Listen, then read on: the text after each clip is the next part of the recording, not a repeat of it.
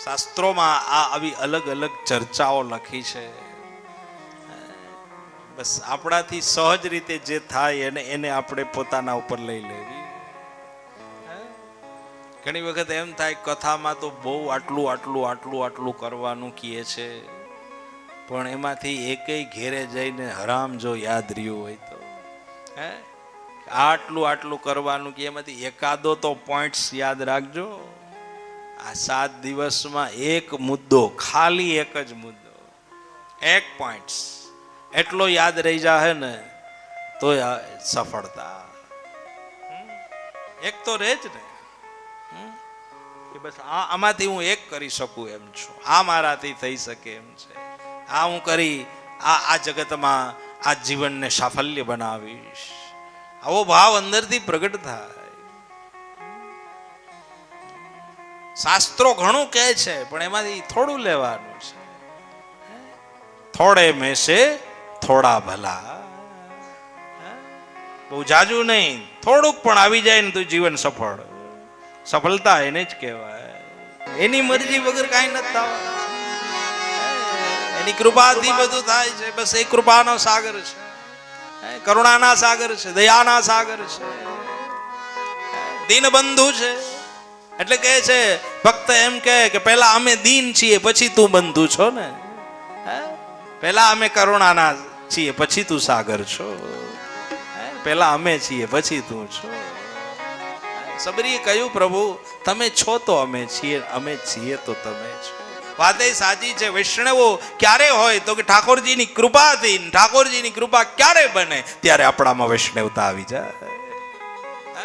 એની કૃપા આપણામાં બને એટલે આપણામાં એની મેળે વૈષ્ણવતા આવી જાય. બસ ચેષ્ટા જ કરવાની, બસ આપણે ખાલી ઈચ્છા કરવાની, સહજ ઈચ્છા, પોઝિટિવ ઈચ્છા કરવાની. અમુક સમયે એ ઈચ્છાઓ પણ આપણી ફલીભૂત થાય, અમુક ઈચ્છાઓ પણ આપણી અમુક સમયે પ્રગટ થાય. બસ આપણો ભાવ પ્રગટ થાય. સબરીનો ઉદ્ધાર કરી પ્રભુ પધાર્યા કિષ્કિંધા, અને ત્યાં સુગ્રીવનો મેલાપ થયો, વાલીનો વધ કર્યો, અને પછી વાનરોની 4 ટુકડીઓ બનાવી ચારેય દિશાઓમાં સીતાજીની તપાસ માટે નીકળી. પૂર્વ, પશ્ચિમ, ઉત્તર, દક્ષિણ 4 દિશાઓમાં તપાસ ચાલુ થઈ. દક્ષિણ દિશા તરફ જે ટુકડી ગઈ એમાં હનુમાનજી મહારાજ ગયા, આશીર્વાદ લેવા માટે આવ્યા. એ સમયે રામજી હનુમાનજીને એક મુદ્રિકા આપી દીધી. એટલે એનો અર્થ એમ થાય કે અગાઉથી ખબર હતી કે આજ ત્યાં પહોંચી શકશે, એને બી ખબર હતી. એટલે હનુમાનજીને મુદ્રિકા આપી લઈ ચાલ્યા. સાગરના કિનારે પહોંચ્યા. સંપાતિક નામનો ગીધ મળ્યો, અને સંપાતિક ગીધે સમાચાર આપ્યા કે સીતાજી અત્યારે લંકામાં છે, અશોક વાટિકામાં બિરાજે છે. ને એ સમયે તપાસ કરવા કોણ જાય આવું કહેવામાં આવ્યું.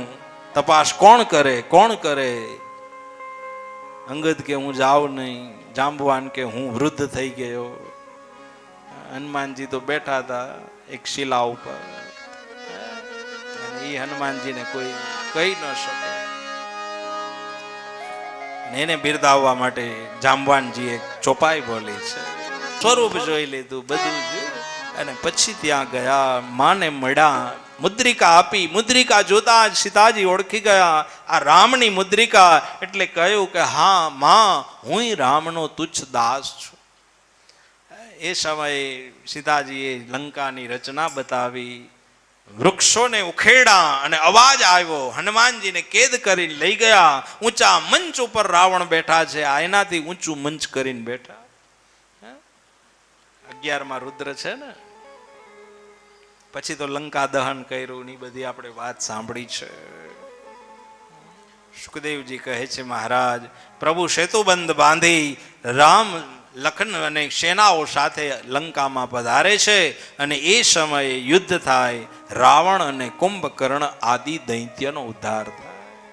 જય વિજય નામના પાર્ષદોનો બીજો અવતાર અહીંયા ભગવાને પૂરો કર્યો છે.